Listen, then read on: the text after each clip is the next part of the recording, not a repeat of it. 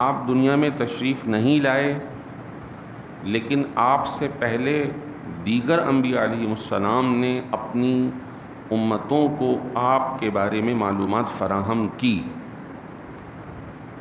آپ صلی اللہ علیہ وسلم کی پیدائش یا آپ کی آمد ایک ایسا معاملہ تھا کہ جس کا انتظار کیا جا رہا تھا، اور باقاعدہ انبیاء علیہ السلام بشارتیں دے رہے تھے۔ بشارت کا مطلب ہے خوشخبریاں، خوشی کی بات ہے کہ وہ نبی آنے والے۔ مبشرم برسول یأتی من بعد اسمہ احمد، سورہ صف میں حضرت عیسیٰ علیہ السلام کے کلمات نقل کیے گئے کہ وہ خوشخبری دے رہے تھے اپنے لوگوں کو ایک ایسے نبی کی جو ان کے بعد آئیں گے، اور ان کا نام احمد مجتبی صلی اللہ علیہ وسلم ہوگا۔ یعنی نام بھی باقاعدہ آپ کا بیان کیا گیا۔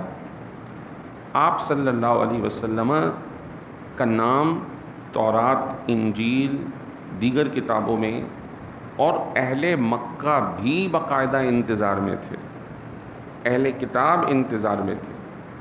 تو اللہ تعالیٰ نے فرمایا کیا یہ اپنے رسول کو پہچانتے نہیں ہیں؟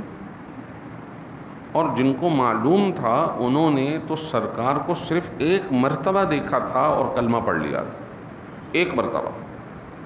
اور ایک صحابی ہیں جن کا نام ہے حضرت عبداللہ بن سلام، یہ مدینہ پاک کے اندر مسلمان ہوئے، اور یہ صحابی جو ہیں پہلے یہودی مذہب رکھتے تھے اور ان کو تورات پڑھنا آتی تھی، تو انہوں نے پہلے سے ہی آپ صلی اللہ علیہ وسلم کی تعریفات، آپ کی پہچان، آپ کی علامتیں پڑھ رکھی تھیں۔ آپ صلی اللہ علیہ وسلم کے چہرے انور کو دیکھا اور کہنے لگے لیس بوجہہ الکذاب، یہ اپنے چہرے سے جھوٹے لگ ہی نہیں رہے، یہ تو اپنے چہرے سے ہی سچے نبی معلوم ہوتے۔ ان کا چہرہ بتا رہا ہے، ان کا نورانی رخ زیبہ بتا رہا ہے کہ اللہ نے انہیں مقام رفیعہ، مقام نبوت، سید الانبیاء کا مقام عطا فرمایا۔ آپ صلی اللہ علیہ وسلم کو لوگ پہچانتے تھے اور آج بھی جانتے ہیں، ایسا نہیں ہے کہ لوگ جانتے نہیں ہیں، لا علم ہیں، جاہل ہیں، نہ،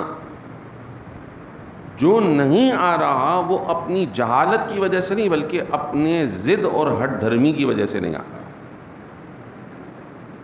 جس کو ان کی پہچان ہے اور اس کے دل میں محبت آ گئی، اللہ نے توفیق دے دی، وہ چاہے کسی علاقے کا ہو، کسی مذہب کا ہو، وہ سرکار پر ایمان لے آتا ہے، الحمدللہ۔ الا یہ کہ ختم اللہ علی قلوبہم وعلی سمعہم وعلی ابصارہم، جن کے دلوں پر، آنکھوں پر، کانوں پہ اللہ مہر لگا دے، وہ نہیں آئیں گے۔